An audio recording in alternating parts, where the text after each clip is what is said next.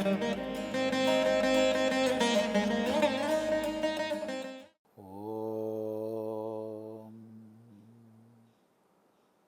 ഗുരുർബ്രഹ്മാ ഗുരുർവിഷ്ണു ഗുരുർദേവോ മഹേശ്വരഃ ഗുരുസാക്ഷാത് പരം ബ്രഹ്മ തസ്മൈ ശ്രീ ഗുരവേ നമഃ.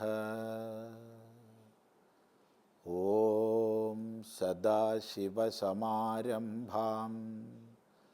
ശങ്കരാചാര്യമധ്യമാം അസ്മദാചാര്യപര്യന്താം വന്ദേ ഗുരുപരമ്പരാം.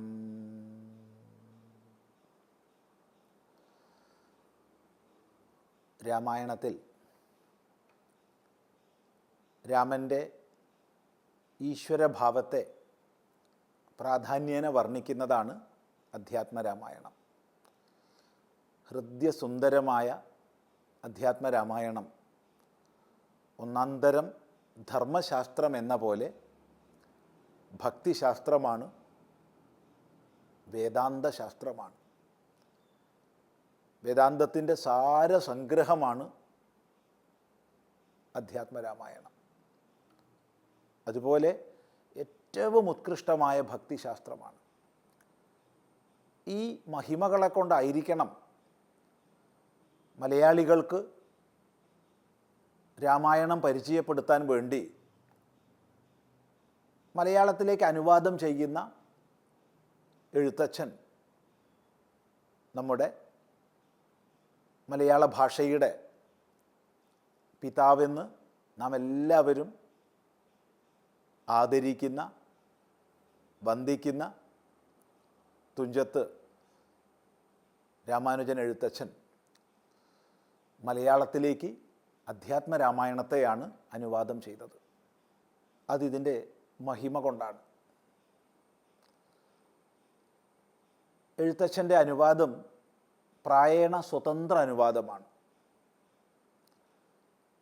മൂലത്തെ അനുസരിക്കുന്നു, അതേ സമയത്ത് ഹൃദ്യസുന്ദരമായ രീതിയിൽ തൻ്റെ ഭാവനയ്ക്ക് സ്വാതന്ത്ര്യം നൽകിക്കൊണ്ട് നമ്മുടെയൊക്കെ ഹൃദയത്തിലേക്ക് പ്രവേശിച്ച് പ്രതിഷ്ഠിതമാകുന്ന രീതിയിലാണ് എഴുത്തച്ഛൻ്റെ കിളിപ്പാട്ട് വന്നിട്ടുള്ളത്. അതിലേക്ക് പതുക്കെ പതുക്കെ നമുക്ക് പ്രവേശിക്കാം. ശ്രദ്ധിക്കുമ്പോൾ രാമചരിതത്തോടൊപ്പം ഭക്തിശാസ്ത്രം എന്ന നിലയ്ക്കും വേദാന്തശാസ്ത്രം എന്ന നിലയ്ക്കും ഒക്കെ നമുക്ക് ശ്രദ്ധിച്ചുകൊണ്ട് മുന്നോട്ട് പോവാം. ഈ അനുവാദം ചെയ്യുന്ന കവി കവിത്വം നിറഞ്ഞ, ഋഷിത്വം നിറഞ്ഞ ആ ഒരു ഭാവത്തോടൊപ്പം അദ്വിതീയമായ ഭക്തിഭാവത്തോടു കൂടിയാണ് നമുക്ക് മുമ്പിൽ ഈ രാമചരിതത്തെ വരച്ച് കാണിക്കുന്നത്. ആരംഭത്തിൽ തന്നെ എഴുത്തച്ഛൻ്റെ ഹൃദയം നമുക്ക് കാണാൻ സാധിക്കും. അവിധമുള്ള ശ്രീരാമസ്തുതിയോടുകൂടിയാണ് ആരംഭിക്കുന്നത്. കേരളത്തിൽ മലയാളികൾ ഏറെ പരിചയപ്പെട്ടിട്ടുള്ളത് എഴുത്തച്ഛൻ്റെ കിളിപ്പാട്ടാണ്.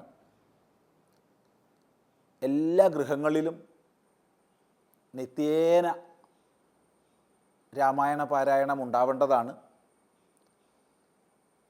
മുമ്പ് മിക്ക ഗൃഹങ്ങളിലും നിത്യം രാമായണ പാരായണം ഉണ്ടാവുമായിരുന്നു. ഇടക്കാലത്ത് അതൊക്കെ വളരെ മങ്ങിപ്പോയി. വളരെ സന്തോഷകരമാണ്. ഇപ്പോൾ വീണ്ടും രാമായണ പാരായണത്തിലേക്ക് സമൂഹത്തിന് വളരെ ശ്രദ്ധ വർദ്ധിച്ചിട്ടുണ്ട്. പ്രത്യേകിച്ചും കർക്കിടക മാസത്തിൽ പൂർണ്ണമായി രാമായണം വായിക്കുക, രാമായണ വിചാരം ചെയ്യുക, ഇതൊക്കെ കേരളീയ ജീവിതത്തിൻ്റെ ഭാഗമായി മാറിക്കഴിഞ്ഞിട്ടുണ്ട്. ഇതിലൂടെ ധർമ്മബോധവും ഭക്തിഭാവവും അതുകൊണ്ടുള്ള ശാന്തിയും സമാധാനവും പ്രകാശവുമെല്ലാം നമ്മുടെ ഗൃഹങ്ങളിൽ നിറയണം. ശാന്തിയുടെ ഭാവം വിളയാടണം. നമ്മളിലൊക്കെ വ്യക്തിയിലും കുടുംബത്തിലും സമാജത്തിലും ജ്ഞാനദീപം പ്രകാശിതമാകണം. ആ ഒരു ഭാവനയോടുകൂടി നമുക്ക് ഈയൊരു രാമായണ പഠനം ആരംഭിക്കാം. വാൽമീകീയ രാമായണവും അധ്യാത്മരാമായണവും ചേർത്ത് ഒരു പഠനപ്രധാനമായ രീതിയിൽ ഇതേ ടി വിയിൽ രാവിലെ നമ്മൾ ചെയ്യുന്നുണ്ട്. അതിൽ വാൽമീകീയ രാമായണവും അധ്യാത്മരാമായണ മൂലവും ഒരുപോലെ പാഠ്യവിഷയമാക്കുന്നുണ്ട്. അതുപോലുള്ളൊരു വിസ്തൃതമായ പഠനമല്ല, മറിച്ച് സാമാന്യ അവബോധം ഉണ്ടാകത്തക്ക രീതിയിൽ ഒരു വിചാരമാണ് ഈ സന്ധ്യാദീപത്തിൻ്റെ ഭാഗമായിട്ട് ചെയ്യുന്നത്. കൂടുതൽ ആഴത്തിൽ യുക്തിപൂർവം പഠിക്കണം എന്നുള്ളവർ രാവിലത്തെ രാമായണ പഠനത്തിൽ പങ്കെടുക്കുക. പ്രത്യേകിച്ച് മറ്റൊരു വിഷയം കൂടി ആരംഭത്തിൽ സൂചിപ്പിക്കട്ടെ. 24,000 ഗ്രന്ഥങ്ങളിൽ വിസ്തൃതമായ വാൽമീകീയത്തെ 6-1 ചുരുക്കിയിട്ടാണ് അധ്യാത്മരാമായണമായി എഴുതിയിട്ടുള്ളത്. ആ അധ്യാത്മരാമായണത്തിൻ്റെ അനുവാദമാണ് ഇപ്പോൾ നമ്മൾ ആരംഭിക്കുന്ന കിളിപ്പാട്ട്.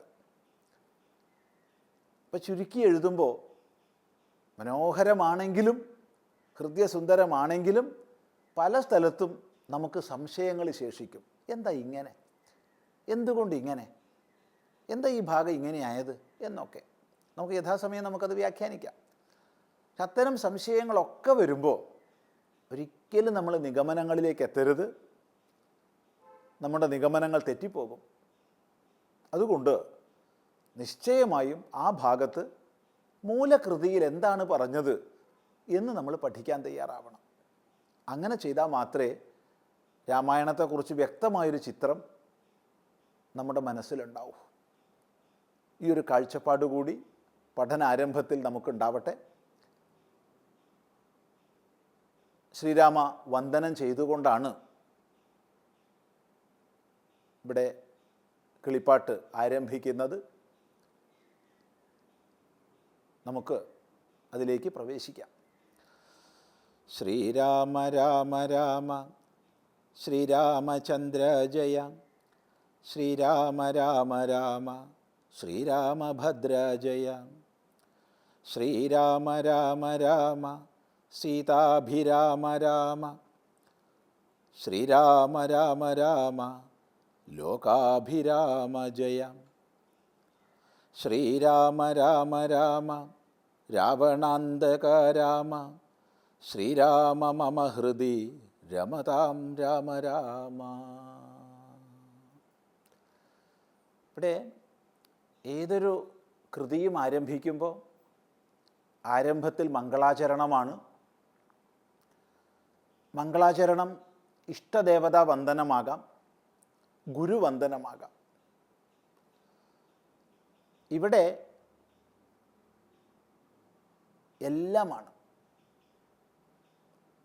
ഈ രാമായണം ഏതൊരു ഭഗവാന്റെ ജീവചരിതമാണോ, ഏതൊരു ഭഗവാന്റെ വർണ്ണനയാണോ, ആ ഭഗവൻ നാമം പറഞ്ഞുകൊണ്ടാണ് ആരംഭിക്കുന്നത്. ശ്രീരാമ ഇഷ്ടദേവതാവന്ദനമാണ്. അതോടൊപ്പം രാമായണത്തിൻ്റെ വിഷയത്തെ ചൂണ്ടിക്കാണിച്ചിരിക്കുകയാണ്. ശ്രീ ശബ്ദത്തോടു കൂടി ആരംഭിച്ചതുകൊണ്ട് ഉത്തമ മംഗളാചരണമാണ്. അങ്ങനെ ഉത്തമമായ ദേവതാവന്ദന രൂപമായ ഐശ്വര്യസൂചകമായ ശ്രീ ശബ്ദത്തോടുകൂടി ആരംഭിച്ചു. ഇതിൻ്റെ താല്പര്യവും വിശേഷവും മഹിമയും നമുക്ക് തുടർന്ന് പഠിക്കാം. നമസ്തേ.